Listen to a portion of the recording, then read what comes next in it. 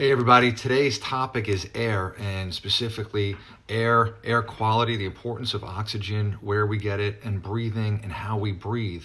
Now, we don't often think of air as a nutrient, but it certainly fits the definition as being necessary for the maintenance of growth and the stability of our health, right? We know that we can't go more than a month maybe without food, or maybe a couple days without water, but we can't go more than a few minutes without air. We're constantly obviously breathing in air and exhaling air. It's something that is obviously vital to our existence. Now, none of this is new, nor is it rocket science, but just like with topics water and food, where we really need to analyze the quality of it and understand if it's toxic, if it's healthy, if it's clean, if it's building us up or not. We really need to look at air and air quality and the way we breathe in the same light. This is something that we're doing thousands of times a day. And the problem is with the air quality, just globally, the level of oxygen in the air has gone down over the decades. It's estimated to be at around 21%, where years and years and years ago it was more probably like 30%. And in highly polluted areas, the percentage of oxygen in the air is only around 15%. Now, this is problematic, obviously, on an environmental level.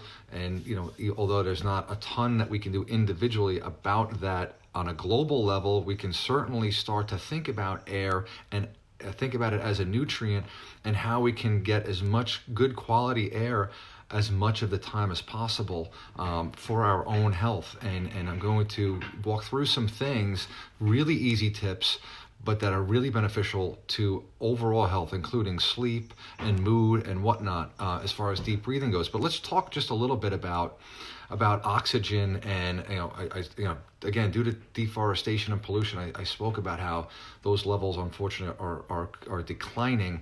But just so that we breathe. Obviously, we breathe in oxygen and we breathe out carbon dioxide. And carbon dioxide is poisonous, which, to give you an idea of how much carbon dioxide we're breathing out, it's almost equal to a lump of coal weighing about 8 ounces. That's the amount of carbon dioxide we're breathing out every day. And again, it's a poison. And why do I bring that up? When we're sleeping in confined areas, especially if we're sleeping with someone else, and for 8 hours, or hopefully 8 hours, that's a lot of carbon dioxide in the air. When we're sitting in our cars with the windows shut and whatnot, we're breathing in oxygen out of these closed rooms and breathing out more carbon dioxide. So now there's actually more carbon dioxide in the additional breaths that we're taking in. And this, again, can be problematic. Very often when we wake up groggy, it could just be we haven't had enough fresh air when we're sleeping. Sometimes it's that simple. You look at the number of sleep disorders out there, and the unfortunate millions of us that have or are suffering from disrupted sleep and whatnot. Getting good fresh air while we sleep is a very, very big help in sleeping. Sleeping will be a separate topic coming up, but just want to mention that as one problem with air quality, and it's the fact that we're not having enough fresh oxygen coming in.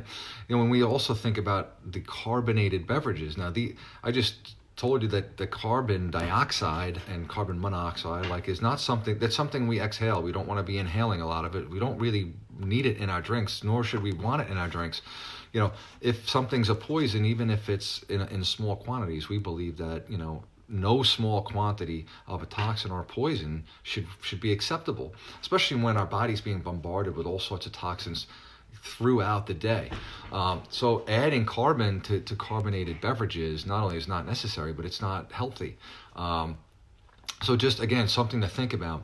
We also talked about circadian rhythms, and one of those rhythms, one of the cycles of the body called assimilation, which is when the body is, while we're hopefully asleep, the body is in the assimilation cycle. It's healing, it's creating blood and saliva. It's doing this stuff throughout the day, but it's more intense when our consciousness, when we're not conscious and we're sleeping. The body is assimilating nutrients that it's taken in during the day. The blood is delivering things where it needs to go. There are millions and millions of activities going on while we sleep.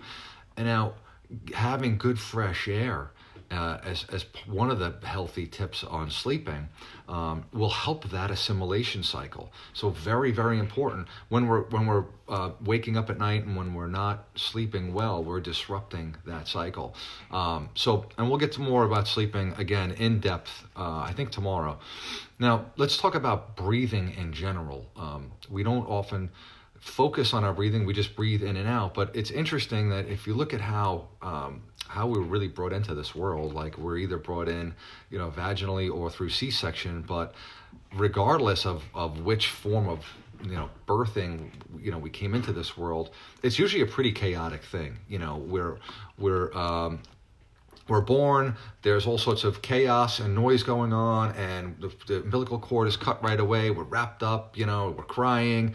Our first breath of air really is a gasp. And typically, years and years ago, especially when, before hospitalization and whatnot, the infant, the newborn baby was allowed to, or was held close to the mother for, a half hour, 45 minutes before the umbilical cord was cut. And that's when we started to learn how to breathe, and we followed the rhythm of a mother's heart and the warmth of the mother. And we got that initial breathing going in that fashion, not in the chaotic hospital setting. I'm not saying that there's anything wrong with that. It's just the way it is. I thank God for hospitals and all that. I'm not putting that down or suggesting that we don't go to hospitals for birthing, but because of that, we are trained literally from day one to take these shallow breaths, almost these gasping breaths. It's interesting that the bottom 20% of our lungs absorbs 80% of the oxygen that we need. Now, how often are we not deep breathing? We're just like, we're taking these shallow breaths. That's more of a gasp than a deep breath. Inhaling all the way in and allowing our entire lungs to fill up. I'm going to walk you through a quick breathing exercise in a second, but allowing our lungs to fully fill up with air so that oxygen can get fully absorbed is incredibly healthy. But we're on the go, we're busy, we're doing a million things, we're breathing shallowly, we're breathing more often than we need to. So one of the things we can do right away, and it's easy, you can do it in your car, you can do it right now while you're listening to me, you can just breathe in through your nose and expand your belly, let your whole body fill up with air, your lungs. Imagine that you're filling up your whole abdominal section with air through your nose, and then letting it out. Even if you don't do that all the time, but taking time out of your day and saying, you know what, I'm going to let me take some deep breaths. You'll get into the habit of breathing more deeply. Breathing more deeply will get more oxygen into your lungs, into your blood. We can get more oxygen from, I talk at least in every session multiple times about the quality of the food we eat, and live food. Live food has a lot of water in it, right? And we're mostly water. So we should be getting a lot of water in our diet and in our food. Well, it's the same thing with oxygen. With the water, what's in water? Well, one of the big components of water is oxygen. We can actually get oxygen from the good, healthy, nutritious, high water content of our food. Have you ever thought of it that way? I didn't for a long time, but oxygen's oxygen. And if we're getting it with good cleansing water, wow, that's just another benefit. So getting oxygen from our water. So learning how to breathe more deeply and whatnot. Now, the quality of our air is important too. And we talked about that, and I want to talk a little bit about some of the tips we can do to improve air quality everywhere we go, and little tips that we can start to incorporate to make sure that the air we're breathing is as clean as possible, as often as possible. And it's never going to be 100%, right? We live in cities. Even if we don't live in cities, there are cars on the road, there's environmental toxins. Again, our body's getting bombarded with this stuff all the time. And even if we're in some state of disrepair, which most of us are, our body's still able to handle it and function despite all of that. That's the incredible power of the body. So the better we are to our body, and the easier we make it when we know that it's fighting off things that we don't even know about all day long. the things that we can control and that we can be more aware of and try to improve will only help our body perform at even higher level. So thinking about that, what are some things we can do to improve air quality? Now, obviously, again, deep breathing in, filling up our lungs fully with air is incredibly important and healthy. And we need to be trained to do it, believe it or not. I too, man, I'll be in my car, so I'm like, oh, let me take some deep breaths. In addition to getting all the oxygen, it's very calming to breathe deeply also. It slows us down. It slows our heart rate down. So often, I get it, we're running around. I'll probably be running around like as soon as this video ends, But sometimes I'm in my car and I'm like, you know what? I'll crack the windows and I'll just take a couple really good deep breaths. It's incredibly beneficial and easy. You can do it anywhere. Now, on that note, being in the car, sometimes even in very cold weather, I will let all the windows come down, especially if I'm on a long trip of more than 20 minutes or more. I'll let all the windows come down. I'll crack the window a little bit, even if the heat is on. I want to be recycling the air in my car. And similarly, in my home, winter's coming. It's cold out. I get it, and we're indoors a lot more because we don't want to be out in the cold. Still cracking a window even when it's cold. Still opening doors, allowing fresh air to come in, allowing some flow, even if it's cold for a little bit. Will add fresh air into our houses. Now, the other thing we can do, and I love this, and I've always done this, is have plants in our house. Remember, plants are taking in carbon dioxide and releasing oxygen. That is the most incredibly beneficial relationship in nature for us human beings, is our relationship with plants, right? We breathe out carbon dioxide, which we don't need, which we eliminate. Remember, our lungs are a major organ of elimination. We're eliminating this carbon dioxide. Plants are taking it in and giving off oxygen, which we need to survive. In addition, the plants are through photosynthesis, are taking sunlight, water, whatnot, and creating essential carbohydrates, healthy fats, and healthy proteins in plants for us to ingest, to nourish ourselves. What a beautiful relationship, right? So having fresh plants in the house cleans the air and is giving off oxygen, when we might be shut in, so to speak. So we need to have a flow of air. We bring in dust. Dust is, any of us who've cleaned the house or cleaned anything, dust gets everywhere. It is everywhere. It's unavoidable, and it's okay. But if we need to have that fresh oxygen coming in, no matter what the temperature is, I have a window cracked in my room, and if I need an extra blanket, or if it costs me a little bit more in heating, it's worth it because I need that fresh oxygen. I can wake up feeling refreshed. Again, a cycling of air. Because if we're in a closed room, more and more carbon dioxide is coming out of our body, and without a nice fresh source of air coming in, we're breathing in more of that. And the percentage of oxygen, so to speak, in every additional breath is going to be lower and lower until we get up, until we get out, until we open a door or whatnot. So having access to air coming in our cars, wherever we can, in our homes, allowing it to come into the house, getting some plants. Plants are beautiful. They beautify the house. They're alive. They're therapeutic to have. Taking care of them is healthy. Being around them is healthy. Nurturing them is healthy, and they will nurture us. And again, they will clean the air in our homes.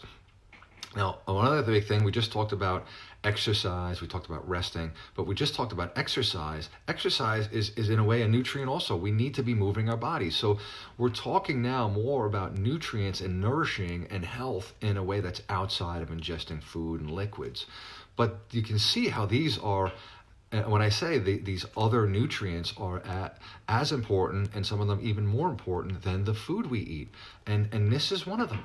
Having that, we're breathing constantly with our exercise and with our walking and getting outside and getting near nature and feeling this relationship with nature and plants and the other creatures of the world is an incredibly healthy thing. It keeps us tuned in. It helps us to maybe get out of the crazy hecticness of the world that we find ourselves like immersed in and sometimes trapped in.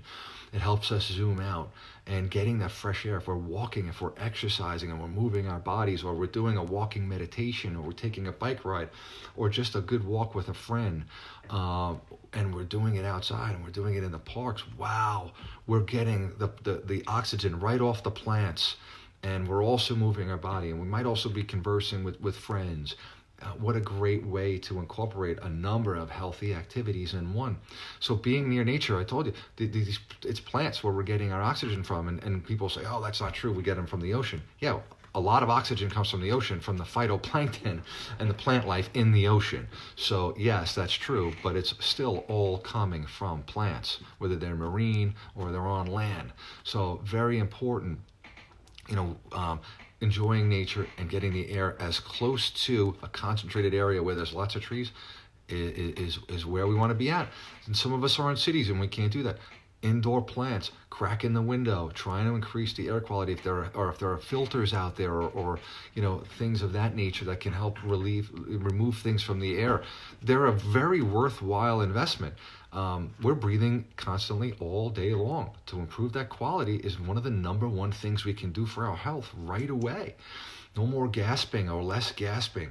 So those are kind of the tips that we can start to incorporate immediately.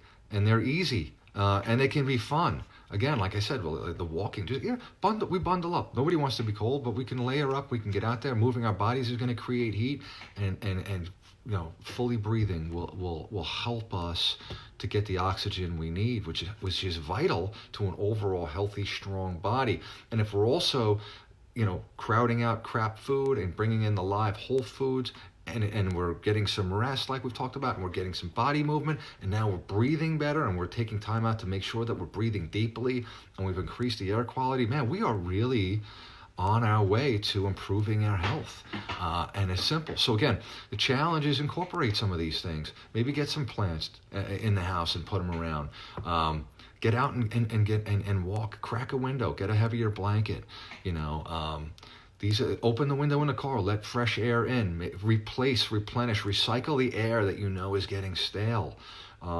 Even if you leave the window over a crack and it's cold out and you're leaving the room for a while, and then come in and shut it, just keep thinking about, is the air that I'm breathing, fresh?